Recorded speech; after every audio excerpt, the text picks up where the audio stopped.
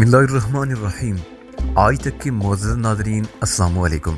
अब किस्त 272 मुलाहिज़ा फरमाएं। मियां ज़ाहिद हुसैन का कहना अखबारात की जीनत बन गया था। इस खबर का लबे-लुबाब ये था, बदनामे ज़माना इंडियन खुफिया एजेंसी रा के 2 तरबियत याफ्ता एजेंट कराची का अमनो अमान दरम बरम करने गैर कानूनी तौर पर सरहद पार करके पाकिस्तान में दाखिल हो चुके हैं। खुफिया और बाखबर ज़राए से पता चला है कि उन खतरनाक लोगों में एक वजदान नामी मर्द है और दूसरी उसकी साथी साहिल है। वो दोनों मार्शल आर्ट्स के माहिर और हर किस्म का असला इस्तेमाल करने पर कुदरत रखते हैं।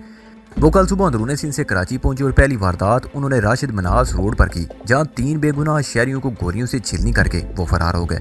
पुलिस बड़ी सरगर्मी से उन्हें तलाश कर रही है। आखिर में खमारे हुलियों की कुछ तफसील बयान की गई और शहरियों से पुरजोर अपील की गई कि वो अगर इस हुलिये के किसी मर्द या औरत को कहीं देखें तो फ़ौरन एमरजेंसी नंबर पर पुलिस को इतला दें। अहले शहर का हौसला बढ़ाने के लिए तसल्ली भी दी गई कि वो राह के एजेंटों से हरगिज़ ना डरे और उन्हें कानून के हवाले करने के सिलसिले में इंतजामिया और पुलिस से भरपूर ताउन करें। इम्तियाज़ ने मेरी जानिब देखते हुए कहा, जिगर तुम दोनों के लिए सूरत हाल खासी तशवीशनाक हो गई है। अब तुम्हें यूं खुल्लम खुल्ला बाहर नहीं निकलना चाहिए। मैं आज तुम्हारे गेटअप और मेकअप का कोई बंदोबस्त करता हूँ। तुम दोनों के हुलियों की तफसील छपने के बाद ये बहुत ज़रूरी हो गया है। मैंने ताइदी अंदाज में सर हिलाया और उलझन ज़दा लहजे में कहा, ये तो हो जाएगा, मगर एक बात मेरी समझ में नहीं आ रही। ऐसा कहते हुए मैं अखबार के अंदरूनी सफ़ात में भी झांक रहा था। तुम किस बात पर उलझ रहे हो जिगर? इम्तियाज़ ने चौंक कर मुझे देखा। उसने मुझे दोस्त या यार की बजाय अब मुस्तकिल जिगर कहना शुरू कर दिया। उसकी इस अंदाज में बेपनाह सादगी और अपनायत थी। मैंने कहा, पूरे अखबार में कहीं उस होटल का जिक्र है और ना ही वहाँ होने वाली मारा मारी का जिक्र है जहाँ हम कल ठहरे थे। इम्तियाज़ ने कहा, उसकी 2 वजह हो सकती हैं। मैंने सवालिया नज़र से उसकी जानिब देखने पर इत्तफा किया। वो बोला, पहली वजह तो ये हो सकती है मियां ज़ाहिद चूंकि उस होटल के एक पार्टनर है, इसलिए मुमकिन है उसने अपने होटल को इस मामले में मुलव्वस ना करना अपने लिए बेहतर समझा हो। वो यहाँ पर तुम्हारा दुश्मन अव्वल है। वो अपने स्टाइल में तुमसे निमटना चाहता होगा। मैंने हैरत से इम्तियाज़ को देखा और कहा, क्या बात कर रहे हो तू? उस होटल वाला वाकया और उसके बाद MR कियानी रोड पर जो कुछ पेश आया वो छुपने या छुपाने वाले मामलात में नहीं है। तुम्हारी वजह से लगता है यहाँ के अखबारात मियां ज़ाहिद के इशारों पर खबरें शाया करते हैं। क्या पाकिस्तान प्रेस आज़ाद नहीं है? वो ज़ेर लब मुस्कुराया और गंभीर आवाज़ में बोला, यहाँ का प्रेस और मीडिया कितना आज़ाद है ये तो तुम्हें रफ्ता रफ्ता खुद ही पता चल जाएगा। लेकिन मैंने अखबारात में होटल वाले वाक़े की खबर की गैर मौजूदगी के सिलसिले में जो भी वजाहत की है उसका हरगिज़ मतलब ये नहीं कि वाकई ये सब कुछ मियां ज़ाहिद के इशारे पर किया गया होगा। मैंने तो एक इम्कान का इजहार किया है। बहरहाल यहाँ का मीडिया और अखबारात मुख्तलिफ किस्म के दबाव का शिकार तो रहते हैं। उसने गोल मोल जवाब देकर बात निभाने की कोशिश की थी। मैंने उसे पूरी इतना मुनासिब ना समझा और पूछा, इम्तियाज़ एक वजह तो तुमने बता दी, अब दूसरी वजह भी बयान कर दो। तुमने कहा था होटल वाले वाक़े के ग़ियाब की 2 वजह हो सकती हैं। वो एक तवील सांस खारिज करते हुए बोला, दूसरी वजह मेरे ख्याल में ये हो सकती है वो वाक़या चूँकि 3:30-4 बजे पेश आया है। प्रेस तक ये खबर पहुँचते पहुँचते मज़ीद देर हो गई होगी, इसलिए सुबह के अखबारात में शामिल होने से रह गया होगा। मुमकिन है शाम के अखबारात इस हवाले से खबर लगाएं। ये वजह करीम क्यास थी। मैं कदरे मुतमईन हो गया। उसी वक्त इम्तियाज़ ने दरवाजे की जानिब इशारा करते हुए कहा, हमारे मेहमान आ गए। मैंने उसके इशारे की तकलीद में उस मुकाम को देखा जहाँ से मुसाफिर एक एक करके बाहर आ रहे थे। हम रेलिंग का सहारा लिए 10-12 फुट दूर खड़े थे। अंग्रेज मेहमान नील आर्मर को देखकर मैं चौंक उठा। मुझे यूं महसूस हुआ जैसे मैं पहले भी से कहीं देख चुका हूँ। जल्दी मुझे याद आ गया मैं ऐसा क्यों महसूस कर रहा हूँ।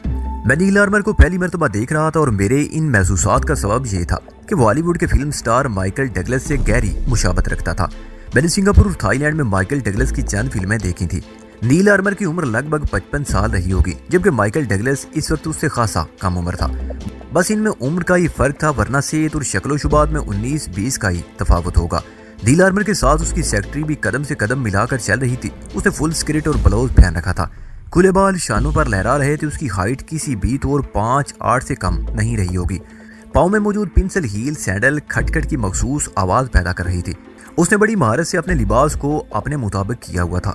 उसकी चाल निराली और ढाल मतवाली अंदाज में बेपनाह दिलकशी थी। वो बिलाशुबा एक हसीनो जमील औरत थी। अंग्रेज खासतौर पर औरतें उमूमन खूबसूरत ही होती हैं। किसी बदसूरत या कम सूरत औरत को ढूंढने के लिए खासी मेहनत की ज़रूरत होती है। ताम हमारे पाकिस्तानी भाई जो यूरोप की फिरंगनों से शादी करते हैं वो इस तलाश और जुस्तजू में बड़े माहिर और कामयाब साबित हुए हैं। इम्तियाज़ ने धीरे से सरगोशी की, जिगर तुम फ़ौरन खायरूफ में पहुंचो, मैं मेहमानों को लेकर आ रहा हूँ। फिर वो हाथ मिलाते हुए नील आर्मर और उसकी सेक्रेटरी की जानिब बढ़ गया जो अब खासे करीब आ चुके थे। मैं खामोशी से वहां से खिसक गया। गुज़िश्ता रात साहिल ने थोड़ी बहुत नींद ली थी, मगर मैं एक लम्हे के लिए भी नहीं सो सका था। पहले मैं डायरी के मुताले में गरक था। उधर से फुर्सत मिली तो मियां ज़ाहिद हुसैन के टेलीफोन ने मुझे उलझा कर रख दिया। उसके बाद बेदर पे ऐसे वाक़यात पेश आते चले गए कि मैं सोने या आराम करने के बारे में सोचने का तसव्वुर भी नहीं कर सकता था। दुश्मनों से हल्की फुल्की अटकेलियों में रात का बाकी हिस्सा भी बीत गया। इन हालात में सुकून और आराम का सवाल ही पैदा नहीं होता था।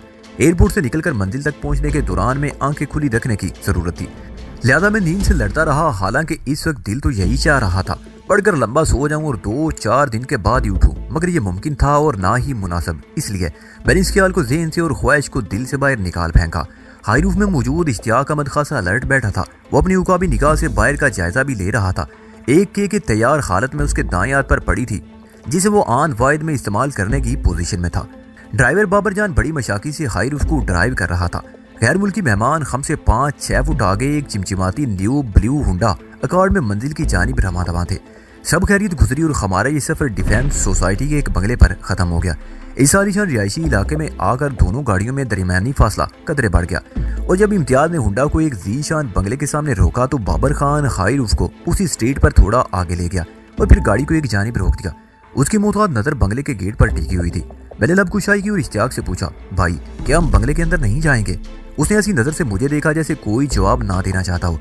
ताम उसने संजीदगी से कहा, तुम्हारे हर सवाल का जवाब इम्तियाज ही देगा, इतना तो बता दो। मैंने दोस्ताना अंदाज में कहा, हुंडई कार्ड जिस बंगले में दाखिल हुई है, क्या तुम लोगों का बास यहीं रहता है? उस वक्त तक नेवी ब्लू हुई कार्ड मजकूरा बंगले के अंदर गायब हो चुकी थी। इश्तियाक ने मुताद लहजे में कहा, यह भी तुम इम्तियाज ही से पूछना। उसके बाद मजीद कोई सवाल की गुंजाइश बाकी ना रही थी। मैं समझ गया कि इश्तियाक दानिस्ता हम से फ्री होने की कोशिश नहीं कर रहा। 5 मिनट के बाद उसी बंगले के गेट पर मुझे इम्तियाज की सूरत नजर आई। उसके साथ एक बावर्दी मुसल्ला गार्ड भी था। इम्तियाज ने हमारी जानिब देखकर खास ही इशारा किया। बाबर खान ने बड़ी सूरत से गाड़ी को रिवर्स किया और बंगले के गेट के सामने पहुंच गया। हाई रूफ जितनी देर बंगले से कुछ फासले पर खड़ी रही, मैंने इश्तियाक को हाई अलर्ट पाया, मगर अब वो खासा पुरसुकून दिखाई दे रहा था। मुझे ये समझने में देर न लगी कि वो तहफ़्फ़ुज़ के ख्याल से और किसी मुतवक्को मुताकब का पता चलाने के लिए बंगले से बाहर रुका था। हाई रूफ बंगले के अंदर दाखिल होकर रुक गई तो इम्तियाज ने हमें गाड़ी से बाहर आने का इशारा किया।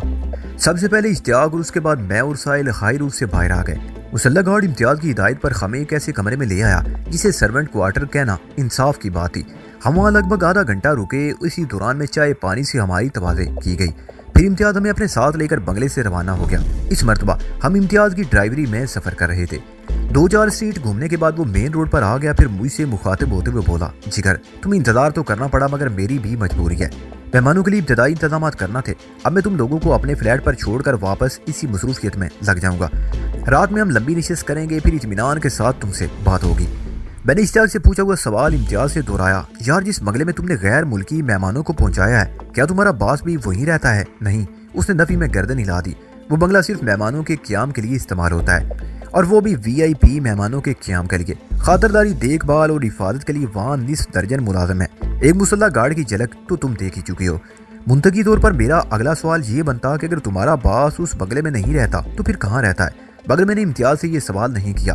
अब तक अपने और अपनी तंजीम CFK के बारे में उसने जो कुछ बताया था वो उसका खुद इख्तियारी अमल था। उसमें मेरी किसी कोशिश को दखल न था। इस वक्त हम कुरंगी रोड से गुजर रहे थे और हमारा रुख कोहरा कब्रिस्तान की जानिब था। उस रोड को नेशनल हाईवे भी कहा जाता है। इम्तियाज ने नहायत संजीदा और समझाने वाले अंदाज में कहा, जिगर अब मैं तुम्हें जो कुछ बताने जा रहा हूँ उसे ध्यान में रखने की जरूरत है। मैं मतन खुश हो गया। उसने बात को आगे बढ़ाते हुए कहा, मैं तारक रोड के सेंट्रल कमर्शियल एरिया में रहता हूँ। मेरा फ्लैट एक इमारत के 2nd फ्लोर पर है। तुम्हें वहाँ क़याम के दौरान में बहुत सी बातों का ख्याल रखना होगा।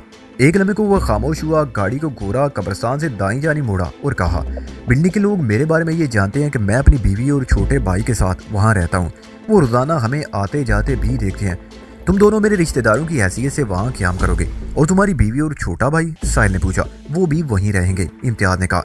दरअसल उस फ्लैट में हमारी तंजीम ही की एक रुकन रूबी नामी लड़की, वो इश्तियाक अहमद मेरी बीवी और छोटे भाई की हैसियत में रहते हैं। सब लोग हमें एक फैमिली समझते हैं, जबकि हकीकत इसके बिल्कुल बरक्स है। मैंने कहा। वो बोला, किसी हद तक कह सकते हो।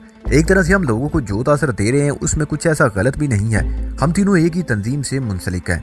हमारे इरादों मकासद भी यकसां हैं। इस नाते से हम तीनों फैमिली मेंबर ही तो हुए। अलबत्ता वो सांस लेने को रुका, फिर बात को आगे बढ़ाते हुए बोला, हम आपस में जो रिश्तेदारी जाहिर कर रहे हैं उसमें हकीकत का कोई दखल नहीं और ये हमारी मजबूरी है। अगर हम ऐसा नहीं करेंगे तो फौरन लोगों की नज़रों में खटकने लगेंगे। तुम खासे समझदार आदमी हो, मेरी बात को अच्छी तरह समझ गए होगे। चलो मान लिया जो तुम कह रहे हो वो ठीक है और जो कह रहे हो वो तुम्हारे मामलात का तकाजा है। मैंने कहा, लेकिन ये तो बता दो हमसे तुम्हारी क्या रिश्तेदारी होगी? इस बात का तयन करना भी बहुत ज़रूरी है। मैं ये तयन कर चुका हूँ। वो गाड़ी को बाईं जानिब मोड़ते हुए बोला, जिगर तुम रूबी के भाई और तुम्हारी साथी सायर रूबी की भाभी है। तुम दोनों लाहौर से कराची आए हो, कुछ अर्सा हमारे पास ठहरोगे, खूब सैर सपाटे करोगे और वापस चले जाओगे। तुम कराची देखने ही आए हो। मैं रूबी को भी ताज़ा तरीन रिश्तेदारों के बारे में समझा दूंगा। तुम लोग भी ख्याल रखना, अगर अड़ोस पड़ोस वाले किसी शख्स से तुम लोगों की बराह रास्त बात हो जाए और वो तुम्हारे बारे में कुछ पूछ बैठे तो तुम इसी सेटिंग की रोशनी में जवाब दे दोगे जो मैंने तय किया है। उसकी बात खत्म हुई तो मैंने कहा, दोस्त तुमने हमारे सारे रिश्ते रूबी से ही जोड़ दिए हैं, खुद को बड़ी सफाई से बचा लिया है। वो गाड़ी को मेन तारक रोड पर डालते हुए बोला, और उससे जुड़े हुए रिश्ते ज्यादा मजबूत और मुस्तहकम होते हैं। फिर उसने साहिल को मुखातिब करते हुए इस्तफसार किया, क्या मैं गलत कह रहा हूँ?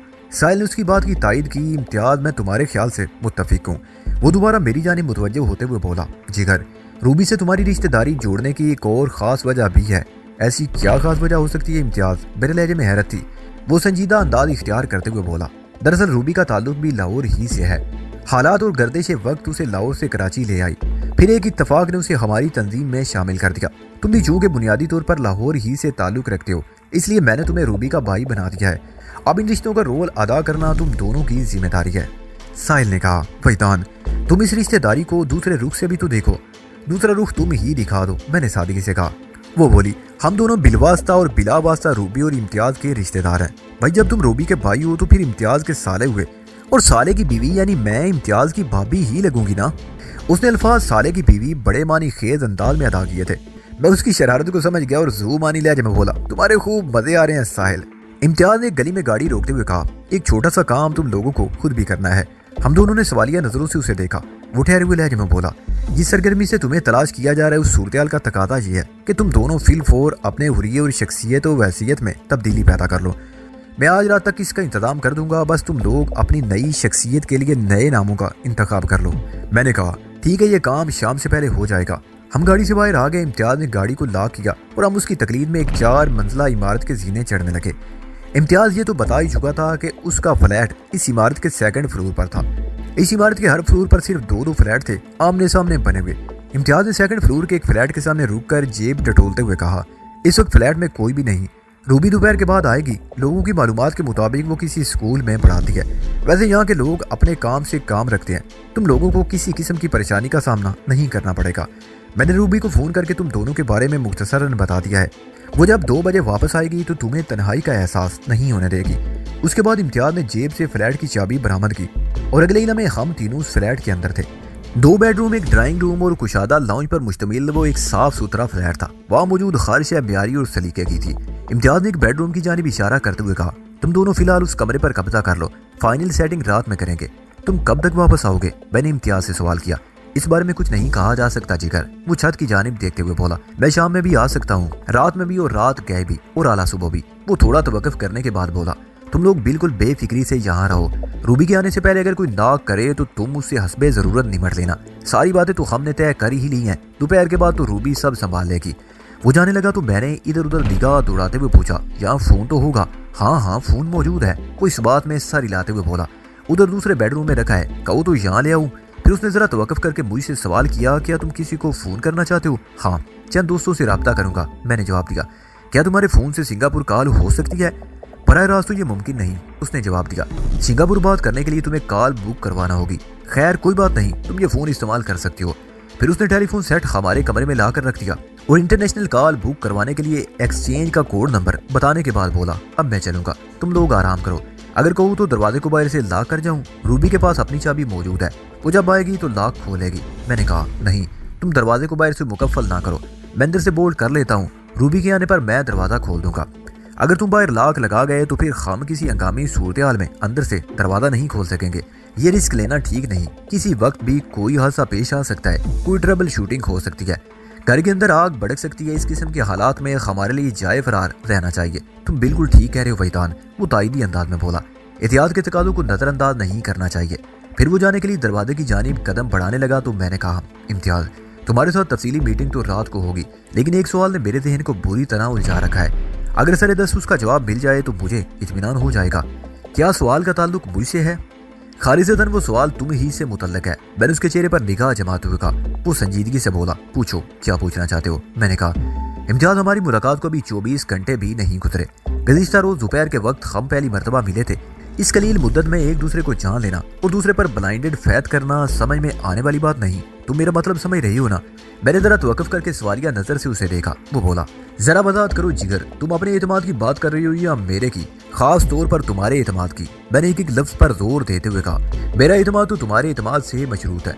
वो एक लम्हे को किसी गहरी सोच में डूबा नजर आया, फिर ठहरे हुए लहजे में बोला, मेरे एतबार के बारे में क्या जानना चाहते हो? मैंने मुख्तसर और जामे अल्फाज में उसे बताया, दोस्त, तुम इंतकामी मकासद की खामिल एक खुफिया तंजीम CFK के एक अहम रुकन हो। इस नौइयत की तंजीमें अपने राजों की हिफाजत को बहुत अहमियत देती है और उनका तरीकाकार नहायत ही सीक्रेट होता है, मगर हमारे साथ तुम्हारे रवैये से जाहिर होता है कि तुम इंतहाई बेहतियाती और गैर जिम्मेदारी का सबूत दे रहे हो। मैं एक लम्हे को सांस लेने को रुका, फिर सिलसिला कलाम जारी रखते हुए कहा, तुम लोगों ने कल दोपहर राशिद मिनास रोड पर मियां जायद के 3 बंदों को गोलियों से छिलनी कर दिया। हम उस वारदात के ऐनी शायद थे। तुमने हमें खत्म करने की बजाय अपने साथ हाई रूफ में बिठा लिया और नाय शराफत के साथ बहादुर आबाद के चौराहे पर उतार कर आगे बढ़ गए। ये रवैया नाकाबिले यकीन है। यही नहीं बल्कि दौरान सफर में तुमने अपनी तंजीम के हवाले से हमें खासी मालूमात भी फराहम कर दी हैं। वो ज़ेर लब मुस्कुराते हुए अपने सर को हल्की हल्की इस बाती जुम्बश देता रहा, ताहम उसके लब खामोश रहे। शायद वो मेरी बात मुकम्मल होने का इंतजार कर रहा था। मैंने बात को आगे बढ़ाया, और आज आला सुबह से तुम हमारे साथ जिस तरह पेश आ रहे हो वो मजीद हैरत में मुबतला कर देने वाला है। तुमने हमें अपने बास और उसके अंग्रेज मेहमानों के बारे में तफसीलन बताया, फिर वो बंगला भी दिखाया जहाँ नील आर्बर और उसकी सेक्रेटरी क्याम करेंगे, और अब हमें अपने फ्लैट पर ले आए हो। क्या किसी अजनबी पर इतनी जल्दी और इस कदर भरोसा किया जा सकता है? और अजनबी भी ऐसे जिनके पीछे दुश्मन लठ लेकर दौड़ रहे हो और उन्हें खतरनाक इंडियन एजेंट और दहशत गर्द गिरदाना चाह रहे हो। मेरी ज़हनी उलझन को दूर करने के लिए तुम्हारे पास क्या जवाब है इम्तियाज? वो चंद में मुझे गहरी नजर से देखता रहा, फिर गंभीर आवाज में उसने इस्तफसार किया, तुमने कभी प्यारी नजर की मोहब्बत के बारे में सुना है? मैंने इस बात में सारी लाते हुए कहा, वही ना जिसके बारे में कुछ इस किस्म के अल्फाज अदा किए जाते हैं। वो आया, उसने देखा और फतेह कर लिया। बिल्कुल बिल्कुल, उसने पुरजोर तायद की, फिर बोला, जिस तरह पहली नजर की मोहब्बत होती है उसी तरह पहली नजर की दोस्ती भी होती है मेरे जिगर। मैंने उर्साइल ने हैरत अमेज नजरों से उसे देखा। वो मुझ पर तवज्जो मरकूज रखते हुए बोला, वहीदान, मैंने कल रेलवे स्टेशन पर तुम्हें पहली मर्तबा देखा। मेरे दिल ने तुम्हें पसंद किया और दिमाग ने दोस्ती के लिए मुंतखब कर लिया। ये सरासर एक बेइख्तियारी अमल है, लेकिन मैंने कुछ कहने के लिए मुंह खोलना चाहा तो उसने हाथ के इशारे से मुझे बोलने से मना कर दिया और कहा, मैं जानता हूँ अब तुम फिर CFK के हवाले से कोई सवाल करने वाले हो। फैतान, मैं तुम्हें अपनी तंजीम के मकासद के बारे में पहले ही बता चुका हूँ। हम जालिम का हाथ तोड़ते हैं और मजलूम को इंसाफ मुहैया करते हैं। इस हवाले से अगर मैं तुम्हारी मदद कर रहा हूँ तो दर हकीकत मैं अपने तंजीमी फराइज निभा रहा हूँ। तुमसे मेरी दोस्ती एक अलग चीज है और CFK के मामलात बिल्कुल अलग है। मैं CFK के प्लेटफॉर्म से तुम्हारी मदद तो करता रहूंगा, मगर कभी तुमसे ये नहीं कहूंगा कि तुम हमारी तंजीम के लिए काम भी करो।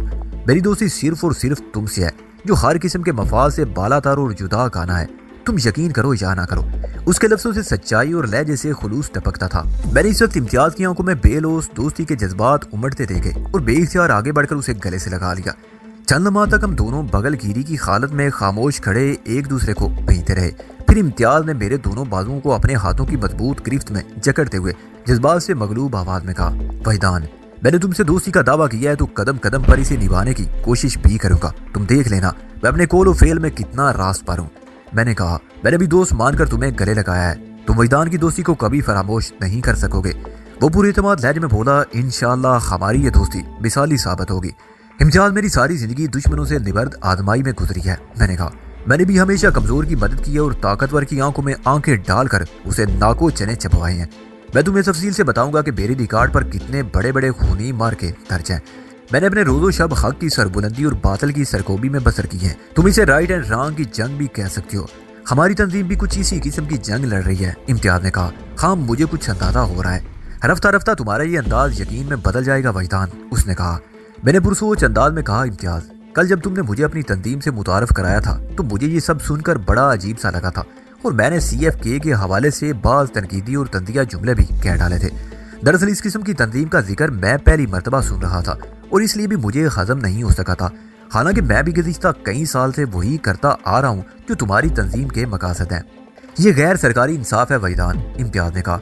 हमारी नीयत साफ है और कहते हैं नीयत साफ हो तो मंजिल आसान हो जाती है।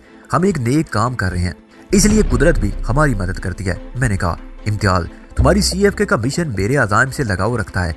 अगर मैं तुम लोगों के तरीकाकार में दिलचस्पी महसूस की और तुम्हारे काम ने मुझे मुतासर किया तो मैं भी हत्तल इम्कान तुम लोगों से ताउन करूंगा। वो दिन मेरे लिए ईद का दिन होगा वहीदान, इम्तियाज ने भर्राई हुई आवाज में कहा। हम कंधे से कंधा मिलाकर जुल्म और नाइंसाफी के खिलाफ सीसा पिलाई दीवार साबित होंगे। लेकिन उसने दानिस्ता जुमला अधूरा छोड़ दिया। मैंने सवाल किया, तुम अचानक खामोश क्यों हो गए इम्तियाज? जिगर, वो मखसूस अंदाज में बोला, मुझे खुशी उस वक्त होगी जब तुम हमारे काम से मुतासर होकर CFK में शमूलियत इख्तियार करोगे। मैं तुमसे वादा कर चुका हूँ कि इस सिलसिले में मैं तुमसे ज्यादा इसरार नहीं करूंगा। मैंने खामोशी से इस बात में सारी लाने पर इक्तफा किया। थोड़ी देर बाद इम्तियाज फ्लैट से रुखसत हो गया तो साहिल ने मेरे करीब आते हुए कहा, फैतान, क्या तुमने अपने साथ शहद का छत्ता चिपका रखा है? उसने जितना अजीब सवाल किया था मैंने उतनी हैरत का इजहार करते हुए कहा, क्या कहना चाहती हो? भाई मैंने कोई इतनी पेचीदा बात तो नहीं कर दी जो तुम्हें समझने में दुश्वारी पेश आ रही हो। उसके अंदाज में शरारत ऊद कर आई थी। मैंने ये सुना था और देखा भी है कि सनफे मुखालिफ एक दूसरे पर मरते हैं, आपस में दोस्ती मोहब्बत और शादी करते हैं, लेकिन इम्तियाज का तुमसे वालेहाना लगाव देखकर अकल दंग है। हजरत को तुमसे पहली नजर की दोस्ती हो गई। बात खत्म करके उसने मानीखेज अंदाज में मेरी जानिब देखा। उसकी आंखों में शरारत और होंठों पर दिल लगी मुस्कान थी। मैंने गहरी संजीदगी से कहा, साहिल, बहुत बुरी बात है किसी की जज्बात का यूं मजाक नहीं उड़ाते। दूसरी दरअसल मोहब्बत ही की एक सूरत है। गोया इम्तियाज को तुमसे मोहब्बत हो गई है, ये तो वक्त साबित करेगा। मैंने कहा, फिलहाल नजर तो ऐसा ही आ रहा है। वो ऐसी नजर से मुझे देखने लगी जैसे हम सनफे मोहब्बत पर उसे सख्त एतराज या हैरत हो।